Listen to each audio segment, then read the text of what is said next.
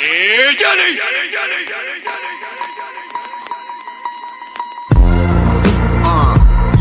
come on. Yo, this that spooky shit, that real, that's right. That GMSONIC shit. Hey yo, Mr. Clean. Shout out to Dracula Presley, Corby, Johnny Slash on the beat. Hey yo.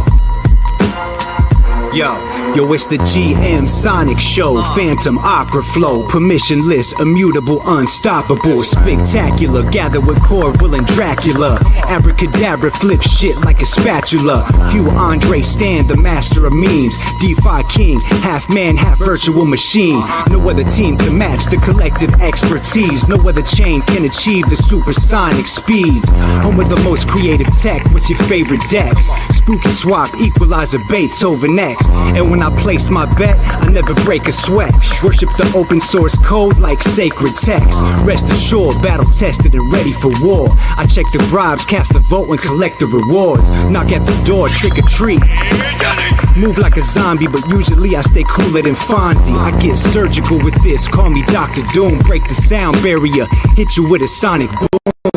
We got it wrapped like a mummy in a tomb. It's about time we address the elephant in the room. It's called Sonic. Yo, what's the new hot topic? GMSONIC. Straight up alpha, you can get it if you watch it. GMSONIC. Yo, what's the new hot topic?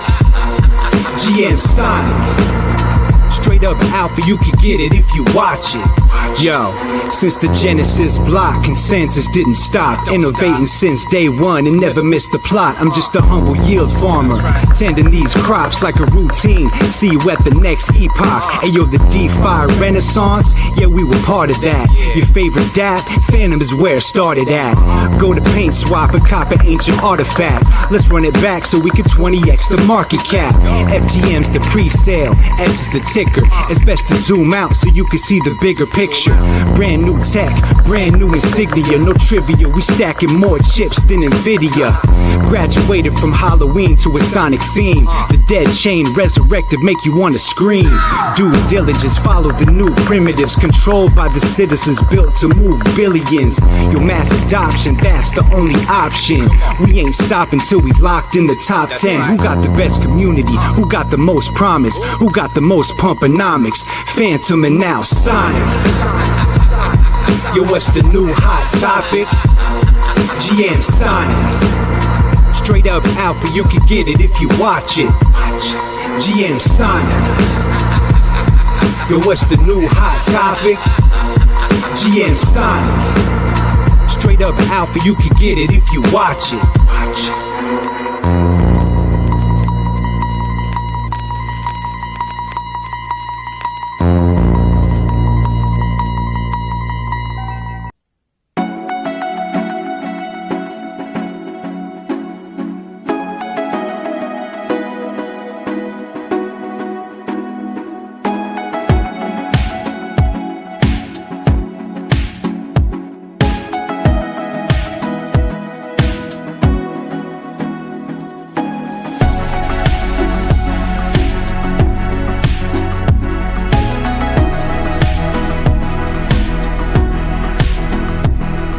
Haber algo sabroso allá afuera.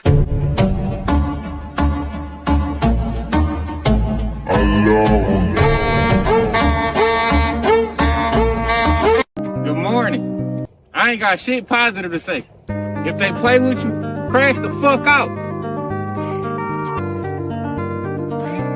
I'm coming back for everything I lost, except my ex. If I can have it.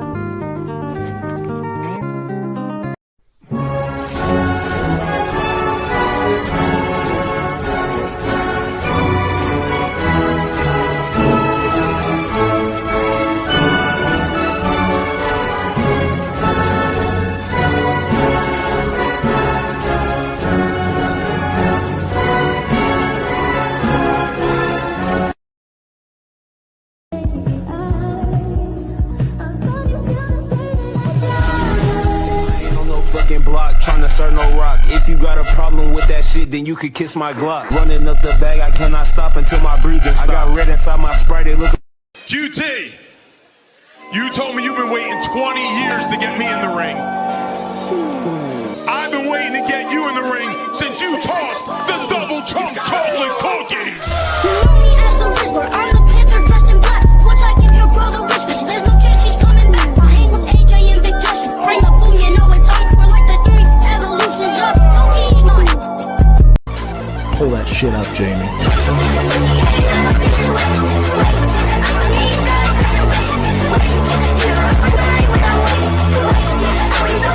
Let's find out.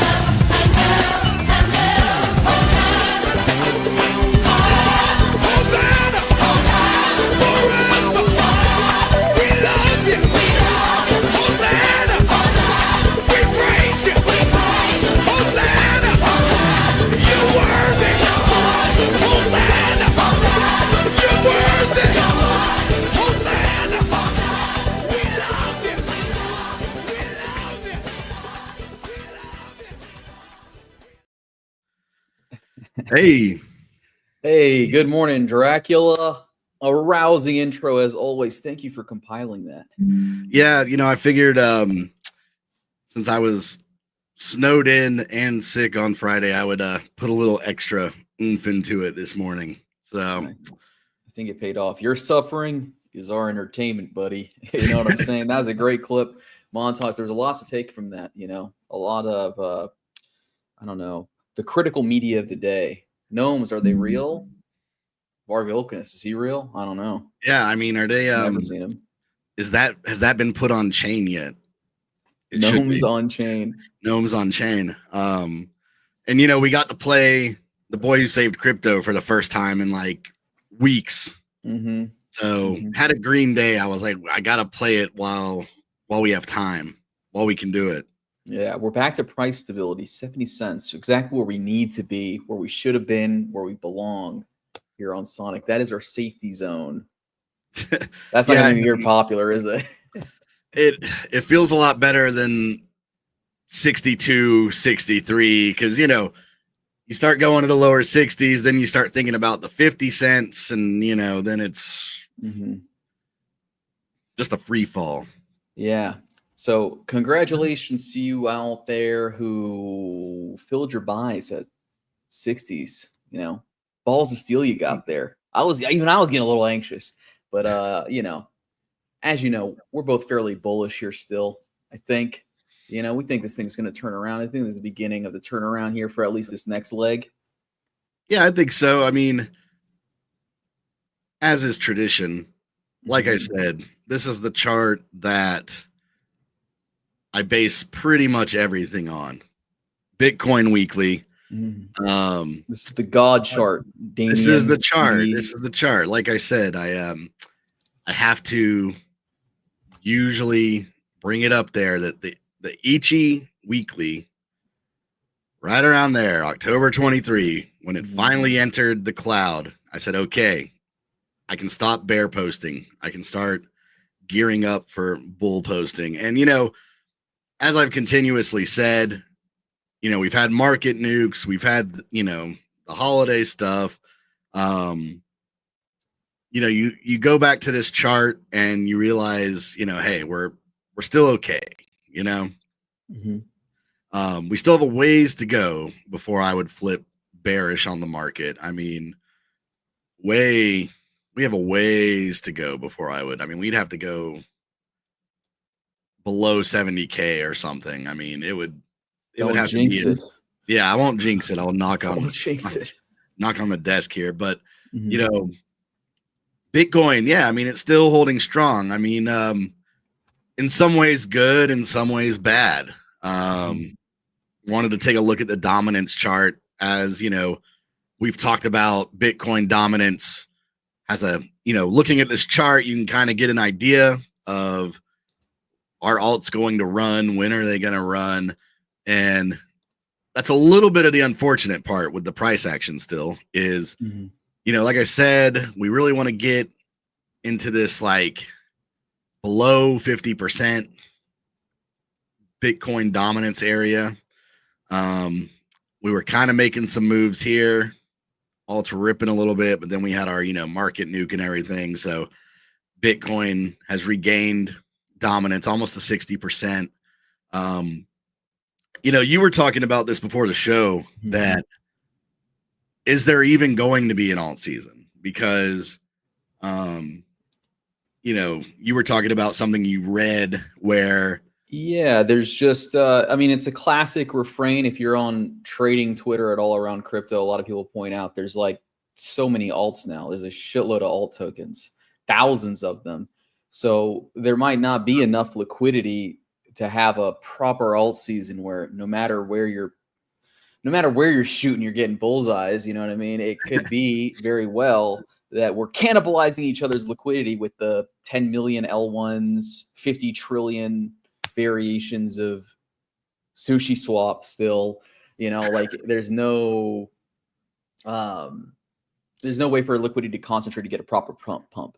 Well, yeah, but I think part of it is we're still just not there yet. We're not, if you were here last run, you will know when we've hit that retail euphoria, when even the most worthless shit coins, shit projects are still going up 15-20% every single day for days. We're just not there yet. And it is kind of getting harder sometimes, I think, to compare what's happening now to last run, because there were some things that maybe never happen again. Everybody was sitting at home with nothing to do. Everybody was sitting at home with extra money in their pockets from stimmies. Yeah. Everyone was not working. They were working from home and they were trading crypto instead.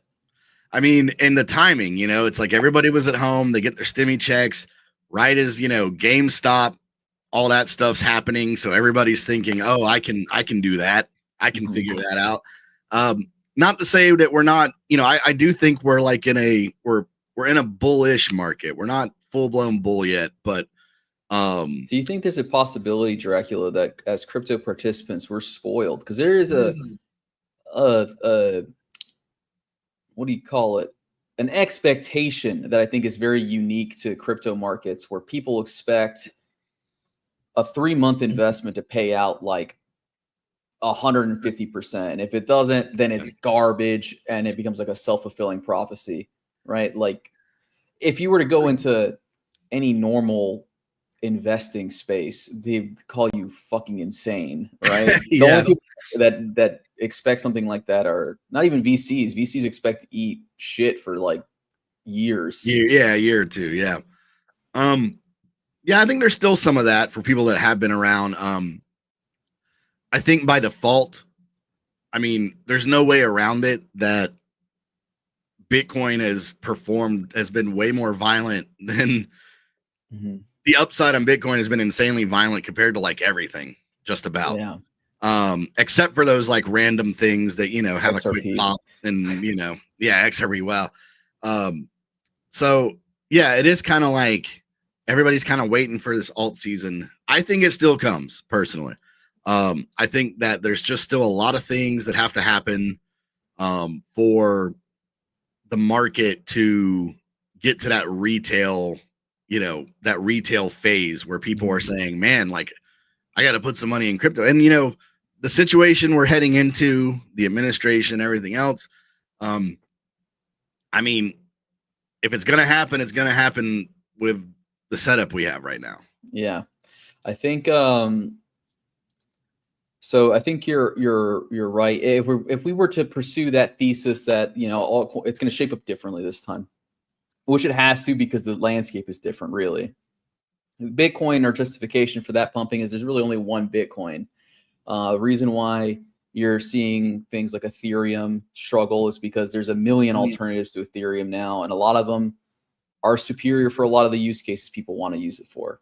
But overall, I agree with you. I think there is still an alt season coming. I think it's going to be selected ones doing big numbers, like say Sonic, unique value proposition here in a good spot. But I do think that, like you said, the landscape we're going into, fairly bullish actually, but there is also a lot of like, not froth. It's also really inflated. S&P's up like insane. Equities are up insane over the last like 5 years.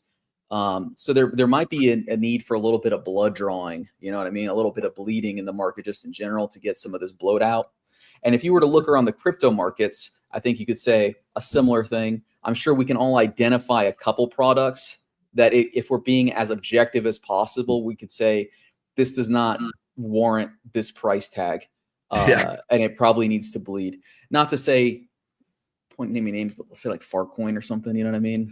We really think Farcoin's going to $1 trillion market cap? I don't know. But I'm concerned, I'm interested in whether or not we're going to see kind of like the violent convulsions to shake off like this excess liquidity out of these weaker tokens into the bigger ones, or if we're going to see the best case scenario where, I don't know, Trump just comes out and says, I'm making all crypto illegal, and everyone just buys all of it immediately. Yeah, I mean, I just think that we're still heading into a situation where we could have that alt season. But yeah, I kind of agree with you. I think that going back to just how many projects there are. I mean, there were a lot of projects last run, but in the scope of things, you're looking at like, say, look at Phantom, right? Like, over the scope of the entire run or whatever, maybe hundreds of projects? Yeah. And Phantom had a lot more projects compared to other chains at the time. And now, I mean, now you're looking at, there's probably been hundreds just since like Sonic launch, because, you got the token launchers and no code stuff. And, it's kind of like what we talked about with the meme tokens before, where it was like, everybody's kind of just got like their own personal meme token, like it's just, it's like a different landscape. And I wouldn't be surprised to see that in each category, really. I wouldn't be surprised, DeFi, that's always been the case. DeFi, it's always been that every chain has maybe tops 10, maybe like projects that are sucking up most of the TVL. Usually it's less than that. But DeFi, it's kind of like by default, the market regulates, based on which ones are making people the most money and everything else. But, for stuff like memes and AI and everything else, you don't really have that yet. Where, I wouldn't be surprised to see that, if you have 100 meme tokens, everything just kind of starts, the market starts regulating a little bit, where maybe things just slowly bleed out and everything goes into, the top, I don't know, 4 or 5 memes on a chain, whatever. We just haven't seen that yet. So it's still just like saturation. A thesis that might play out is we just see a massive consolidation into strong players. And I think that'd probably be the best outcome. I mean, not for your super risk on assets like your fart coins or whatever. I wanted to put this up here because we're talking about kind of like the distribution of projects too. Like you're saying, like, and that's an interesting point. It's a good one that like for DeFi, it always was like every chain has like their DEX, right? But it is kind of shifting a little bit. It's not like Uniswap is eating everybody's lunch. Also, it struck a weird equilibrium, I guess is what I was thinking more, is that with the V3 dexes, you kind of saw that continue to play out, where each chain would have their specific V3 dex. I think Aerodrome is like the only one that's like multiple chains, or are they even? I don't know. Maybe I'm talking on my ass here, but well, Aerodrome and Velodrome, which they're separate projects, but kind of same team and everything. So, but there is like this thing that we've talked about for a while. I've talked about for a while. Common theme in crypto right now is the flattening of the chains, where we're probably going to start seeing projects just consume because bridging becomes easier. I mean, take Hey and On, right? It'll make it really easy. I don't have to worry about bridging. I just say, go to this vault on this chain and it'll handle it for me.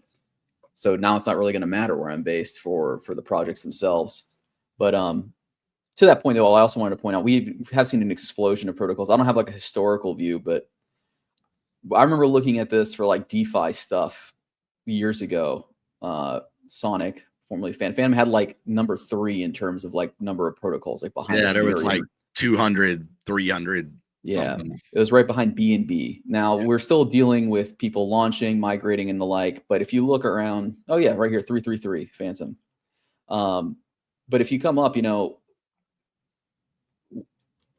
Arbitrum 750, dude, like base 424. I mean, these are L2s. They're having a lot of like what's already on Ethereum, but massive explosion. So there's a lot more places for this money to settle.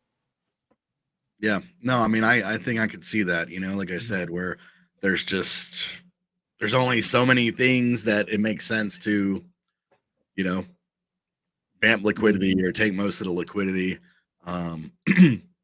And also, you know, in the bear market, I mean, I made a joke about this a couple times in the bear market where I think you're going to see the same thing with like the infrastructure.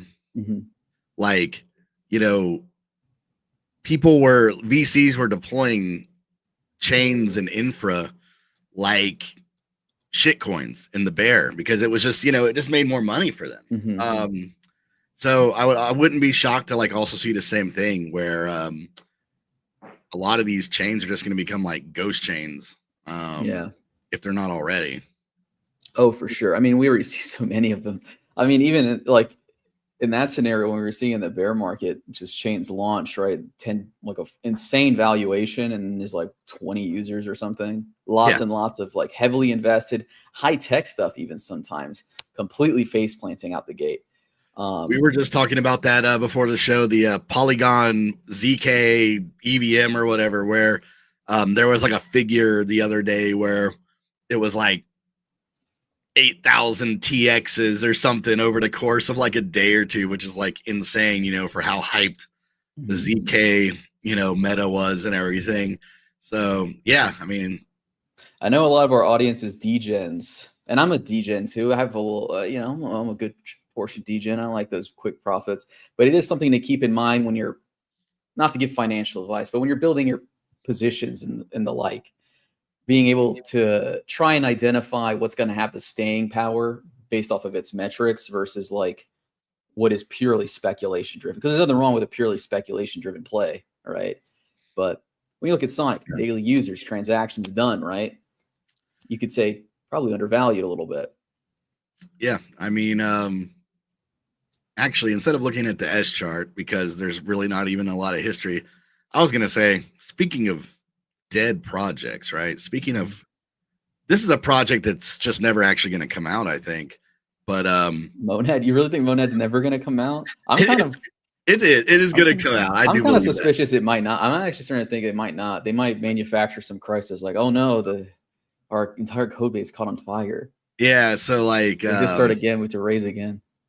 I still kind of wonder where all this started, where like the Andre and Sonic and Monad kind of didn't it start because like they were doing a lot of the things that Sonic was developing, like over the bear market. A lot of the posts would be things like, you know, parallel EVM and whatever. Yeah, like I know things. This was kind of the same issue with Say or Sai. Like I said, I never know how to say it. SEI, Say, you know.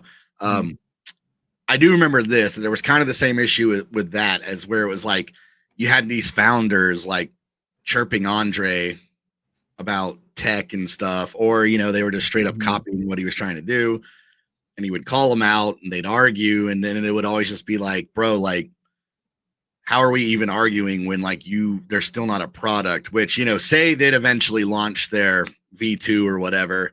Didn't really seem to make a lot of noise. They thought it was going to like dominate, you know, dominate the alt L1 kind of space. But But Monad is an interesting, it's an interesting situation because everybody knows there's a bunch of VCs in it, billions of dollars. You know, what was it had this famous evaluation of like 3 billion or something crazy, and but still no product. And then to top it off, the funniest thing of all time was, in Andre, of course, has the pointed out here, was they released their DevNet, and the documents still had, not the documents, but the code still had some traces of basically Avalanche in it. Yeah. They didn't scrub all the AVAX mentions in the doc. So it's kind of like, what is your actual product? Your DevNet, which is supposed to be your product, was literally just an Avalanche fork. Now, I think I like he says, please shut the freak up and go back into your good vibes hole. It's all Monad is vibes, which, I mean, I think there is something to be said about the immense effort they put into building like a community and like a culture. Does feel like maybe not AstroTurf, but it feels a little like less organic, like very performative. Well, it's like eventually when you, I think it was product. There's nothing to really rally. I mean, it was a smart, obviously, you know, obviously smart people behind the wheel, where it was kind of like what I was saying with VCs deploying infrastructure like shitcoins. It's kind of like the guys took that concept of meme tokens and we're like, you know, if we're going to like stand out, if we're going to do this and that, yes, we have money behind us, but we need a cult. I mean, I can't think of a chain that has like a cult, you know, like Monad kind of has that going without the chain even. I mean, I guess Barachain, another chain that kind of has like this crazy cult community already that's been around now for years, but there's still no chain. But at least Barachain's testnet was the actual product and not, you know. Yeah, it's been years. I feel like I was hearing about Barachain in 2021. And I think this is to kind of the point that we're even talking about, where the markets are like flush with cash. This is kind of just a symptom of the current economic system, where it's like, I mean, you see it in like traditional tech with like Uber or whatever, where the VCs will dump like an ass load of money, lose a bunch of money for a decade straight, just so that they can get that massive return at the end of 10 years. But it's all speculation. I guess a better example would be like Theranos. Theranos, the lady that was like testing blood. Oh, my camera died. I'll switch the battery here in a minute. But what I'm getting at here is, yeah, it's like that meme coin thing where we'll raise the money and then we'll give something at some point, but the valuation is way larger than, say, what you need to accomplish the first step. Yeah, no, for sure. And so yeah, this whole thing started because basically somebody brought up AnySwap multi-chain, which pretty much you're guaranteed to trigger an angry Andre post if, you know, you get enough traction on it and you talk about multi-chain and Phantom. So he started with here because it was a Monad person. Then we had one of the Monad co-founders. James. He hopped in the fight, but you know, he says, actually, our parallel EVM works great, blah, blah, blah. Because Andre also was accusing them of, like, you know, first they copied his parallel EVM. Now, you know, when they got closer to Sonic, they touted, actually, it's our database aspect that's really gonna, like, you know, that really like saves room and makes things whatever. So mysteriously after that, Monad said, oh, well, we also have like this cool database we're working on. So dude hopped up, said, you know, actually the parallel EVM works, the database is good, but I think you just got to fess up at some point, bro. There was literal AVAX references in the code base. So I don't know how you wiggle out of that one, right? That'd be a strange one to even try and, like, I feel like that's not even, like, programmers do that all the time. Software developers do that all the time, right? They'll take like a template or a base that you want to modify. Yeah. So it's like a weird thing, like, to outright deny it. if there's proof, you could just be like, yeah, we took their code base, we made significant changes. Or if it's just, if it's just a part or it's something you're using, then you say, well, yeah, we borrowed this part of Avalanche's code for our blah, blah, blah. And then that's kind of the end of the story. See, what I would have said, and I would have really tried to get Andre with this one. I said, well, this is the open source you love so much, Cronier. Don't you love open source? Isn't the whole spirit of it? Yeah, I mean, to keep this beef going, you know what I'm saying?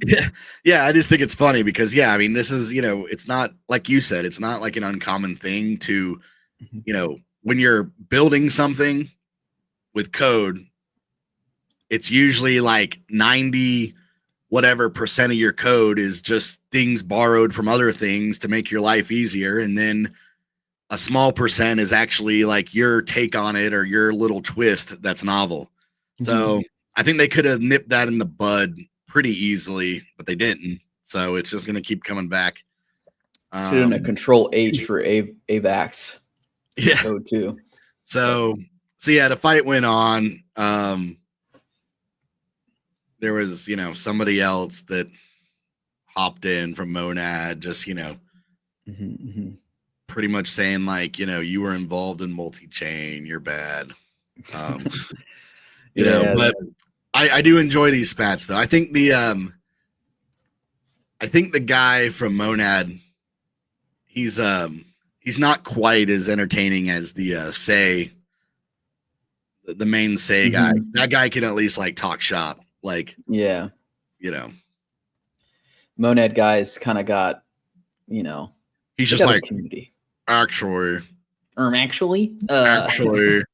it's good. I can't tell you why, but it's good. It's also really easy to critique someone else's like work on a project when yours isn't live too. You know what I mean? It's like backseat. Yeah, and I mean it's kind of crazy. Management. Yeah, I mean it's kind of crazy when you think about it though, because it's like, why would you even come after Andre when you don't even have a product, right? Yeah, exactly. You're not. Look, as my good friend, that one guy from All In says, you gotta have respect for the man in the arena. Is Monad in the arena yet? I don't know. Maybe not really. You just got a bunch of people, posting purple stuff. Which shout out to David Blunts, but you got to have more than just posts about with purple things. Now, I'm not trying to just completely trash talk Monad here. I'm just trying to be a little defensive because of my Sonic here. But if maybe if Monad does onboard Dave Blunts, maybe that'll change things for me. I don't know. Yeah, maybe they'll flip me to their side. Honestly, if they got David Blunts to make some transactions and put him in a song, maybe. Yeah, make a song, bull post. Kind of like we got Mr. Clean for GMSONIC. You get David Blunts to say I can't stop doing TXs on the purple chain or something. Yeah, dude, I can't put down the chain. I can't put down the purple chain. Yeah, dude.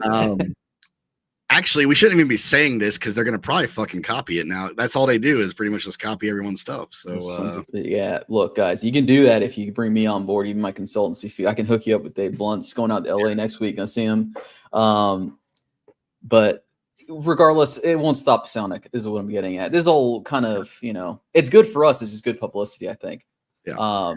Because we're going to have Trump saying he's farming Sonic points in the dream. I don't know if you saw that, but they've said that Trump is going to make an executive order on cryptocurrency day one he takes office, which is in 6 days. Another bull catalyst here for you. Inauguration, very bullish. But I'm pretty sure he's going to say that he's going to start farming Sonic points. Yeah, with the U.S. Treasury.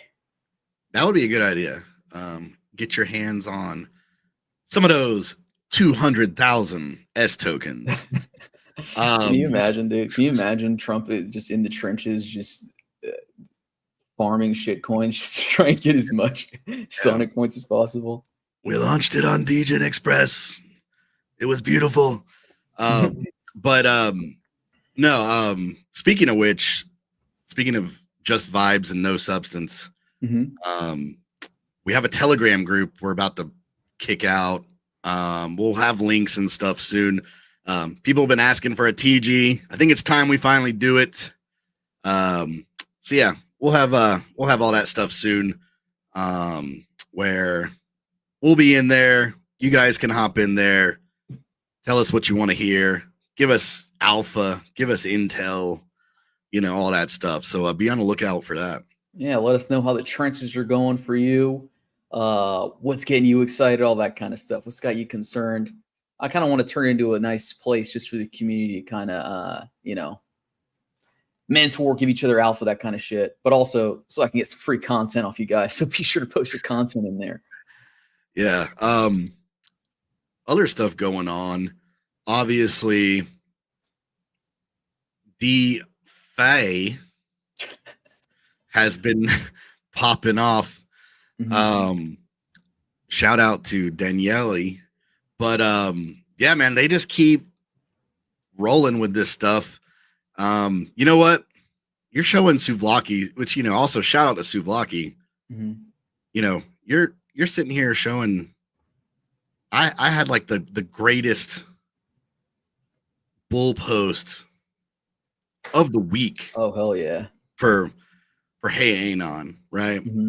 But no, seriously, they just announced. I am honestly kind of shocked by this. On top of everything else they're developing, they are dropping like a framework for devs, which is insane.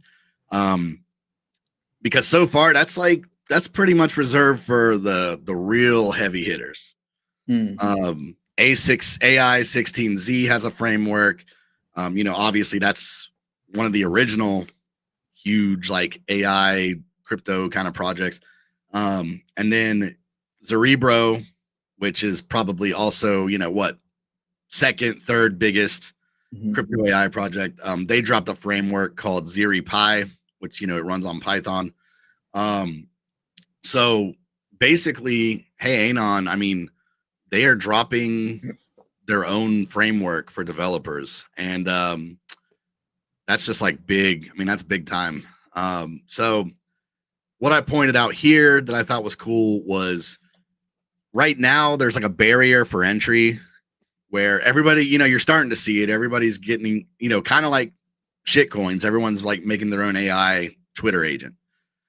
And the barrier for entry on just that part is kind of low.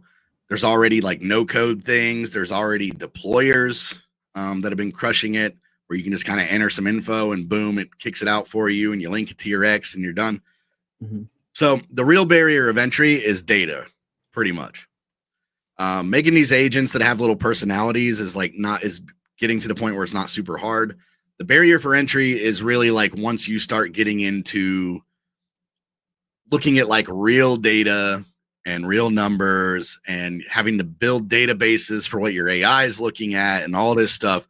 So what my post was about was one of the first things they mention here is that anyone can integrate data streams, because that's the other thing too, is on top of, sure, you can get price APIs feeds from things like CoinGecko, CoinMarketCap, but where it gets complicated is actually like on-chain DeFi kind of stuff. That data is harder to get your hands on, and there's really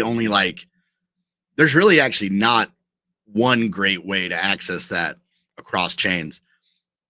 So the idea here, this is what I said, was this alone in their framework is going to take it to $1 billion market cap, is people being able to integrate feeds for like protocols into the framework, and then people can have access to that. So essentially what that would mean is like once these things get integrated into the actual framework, like you could say, when you're using the bot, you could say, hey, Anon, tell me the price of this on this chain or whatever. Boom, it's already there. Like, if you're making an agent or whatever, they're already going to have access to this information. So it'll take a little time, right? Because people are going to have to add a lot of things, and I'm sure they will. But it's going to remove that next barrier of entry, which is, as far as these crypto projects, is having information, having data from actual crypto stuff. Yeah. I think that's a brilliant move by Danny. That's something, if you've seen, other shows I've done, I talk a lot about the AI intersection. I mean, it's been on everyone's lips lately, but that is definitely the consensus on like the way to go, right? Like Andre famously said this, I think, last year, where it's like there's not really a lot of synergy for AI and crypto. It's actually a fairly narrow little angle. Yep. And what it is, and the real value generation isn't going to be, you know, a fucking bot that posts for you, right? That's not like a crazy one. It is going to be pulling in these different data streams and operating on them. So obviously the most valuable part is the data stream itself. So I think that's a really good place to position himself. And also really fortunate timing when he did this. If you notice, look, I'll show that it's not all about price. Look, I'm not going to say it's all about price, but it's not. But you see, hey, Anon, God, I wish I could have got in early, dude. Love to see it, man. Love to see it. And, you know, the whole unit bias thing, just kind of throwing that out the window. I mean, this thing's going to, like I said, I see it going to $1 billion market cap easy at this point. I was thinking I wanted a dip, but, you know, I regret waiting for a dip. I don't know if it's kind of one of those situations where it's an elevator. You keep telling yourself, when I get a good pullback, I'm going to get some, but it just never really comes. That's kind of what's happened with this so far. There was like maybe one pullback where it's like, no, I don't want to, you know, $17. No, I want like $9, but I don't think it's ever coming. So yeah, it doesn't seem like it. And I want to commend Danny here for that, because it's crazy. It's crazy to operate at that. It's working so well and maintaining that kind of momentum. I want to throw this up there because there was when that nuke hit the market last like a couple days, AI tokens were extremely hard hit. So what you were saying, Zerbro is like one of the competitors in terms of launching frameworks. They got hit with like a massive dump. AI 16Z also got hit with a huge dump. Lots of little dramas around them. And somehow Danny, noted Ponzi lord, has emerged unscathed to take the crown. I think it's a good opening in the market for him. Well, that's how some of these projects were kind of smart, is when you're first or whatever, or when you're one of the first, some of these projects had absolutely terrible tokenomics. And that was surely intentional, you know, just knowing people are going to buy it and it's going to go crazy. And so, you know, since you had CoinGecko up, I was going to show this too. You know, I heard Danny on another show, and this was like a big podcast he did last week. And really not the smartest thing he said, but something that should resonate with people was, you know, he was like, I control the narrative. I created the narrative. I controlled the narrative. And that's what he did. He started calling it, you know, Defai. But, you know, he started coining everything that went to CoinGecko, had to make a category. So that's smart. Yeah. Yeah. So, I mean, now it's like this category is trending every single day. Now projects are fighting to be, you know, considered, you know, DeFi AI. I'm not going to say DeFi anymore. I can't take it. You know, they're DeFi AI. So, I mean, seriously, if you think about it, it's crazy like that, you know? You know, it's like, he was right. You know, he said, I created this narrative. I'm controlling this narrative. It was brilliant, and it feels like something really only someone in Danny's position can do. You know, he's got a large following, a large active following, so he could kind of generate that momentum behind it. Because let's be honest here, DeFi AI does not roll off the tongue as easy as AI-fi, but it doesn't really matter. What matters is he making it stick. I'm sure you all have seen the various polls that clout farmers, engagement farmers have been posting. Let's settle this once and for all: DeFi AI or AI-fi. So he forced the conversation, is forcing the conflict, and whether or not you agree, he's at least forced it into mindshare, which I think is really impressive. Yeah. Take notes, marketers. Yeah, for sure. So, yeah, then last thing we were going to point out, we were supposed to have somebody on today. I don't know if we got that. We forgot to kind of like finalize it, but they were from Hypersonic, but we were going to talk about, while points are apparently about to go live. I think they did go live this morning, actually. So tracking Sonic points is like finally a thing. So last episode, or at least last I was on, since I missed Friday. Last episode, we were kind of just talking about, how to like maximize your points and everything. And so far, what I like is you got Rings Protocol, which essentially you're minting stable tokens or their version of ETH. You can take it straight from Ethereum, or you can do it on Sonic. They're eventually going to have staking and locking and like ways to like earn like rev share from their fees generated and everything. But for now, while we're talking about points, I like this idea of wrapping, like, say your USDC on Sonic, turning it into SCUSD. Then you go to wherever, Shadow, Equalizer, SwapX, Beethoven, wherever. You take that SCUSD, you put it somewhere else to earn yield. So now you're double dipping, right? So the other one I like for that, and everyone's probably heard about this by now, but Beethoven moved their staked Phantom product over to Sonic. It's called STS. And same deal here, like on the staked S, you're actually earning APR while you're in it. And then you can still take that. So you're earning APR, you're earning points, which they've already said that for the points, the liquid staking tokens, kind of like STS, have like a large multiplier on them. So it's good to do if you want points, but you're earning yield, you're earning points. Then you take that STS and same deal, you find a pool on one of the other dexes that's also offering points. So you're double dipping on points, you're double dipping on yield, all that good stuff.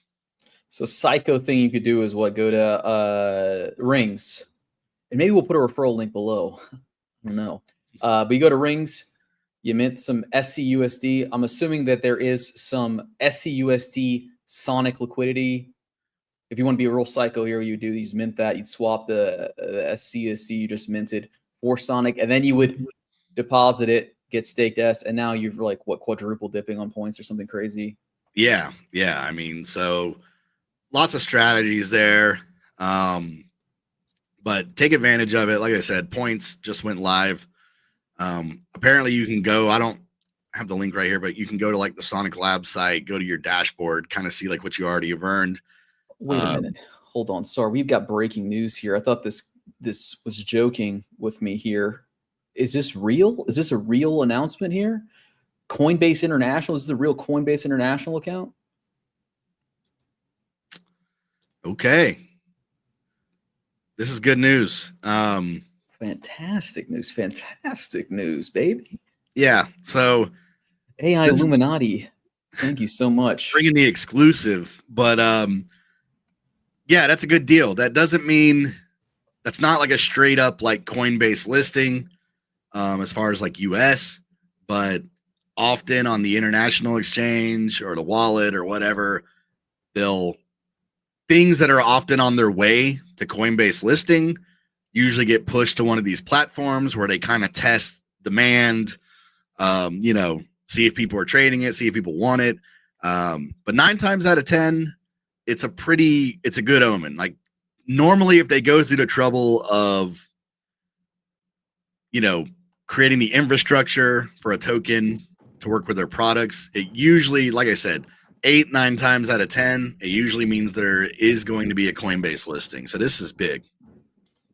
Huge, guys. Huge, guys. Now you can buy perps internationally. So, but yeah, that's pretty much all we got today, man. It's Tuesday. Sorry to Hypersonic, reach out and we can reschedule. Because I haven't heard of Hypersonic, to be honest with you. I was eager to talk about it. We pulled up their site. Looks quite cool. Yeah. Got a bean and a donut on it. Looks good. So, yeah. And as always, we got people knocking on the door. We got guests coming. So, but nice to every once in a while just have a pure shoot the shit episode. For sure. And again, feel free to reach out to me on Twitter. Sorry if you have and I haven't responded. I was scared of my unread messages folder in that, you know how it says like people you don't know? I realized like, oh yeah, most of these people I probably don't follow. So yeah, be persistent. I'll get to you. I'll just hold on. I'll get to you. I'll go through that folder, clear it out of all the OnlyFans models and the like. But yeah, I guess that's everything we got for today, right? It's a big day though. It's huge. This is a turnaround, fellas. That's why I got my professorial coat on. There you School's go. in session. You know what I'm saying? Yeah. Big news for sure. And yeah, we will see you guys later this week. Yeah. Thanks for watching, guys. Be sure to support the channel, liking, subscribing, all that. And we will see you next week. We got something on Friday. You gonna be here on Friday? Yeah, I might be here Friday. Dude, let's do it together on Friday. Yeah, we might have to. We'll see. All right, cool. Yeah, we'll see you guys on Friday. We got a special guest for sure. That is hopefully a lock. Hopefully a lock. Okay. But look, I'm not even gonna say who it is just in case. But yeah, we got a special guest. So we'll see you guys then. Stay frosty.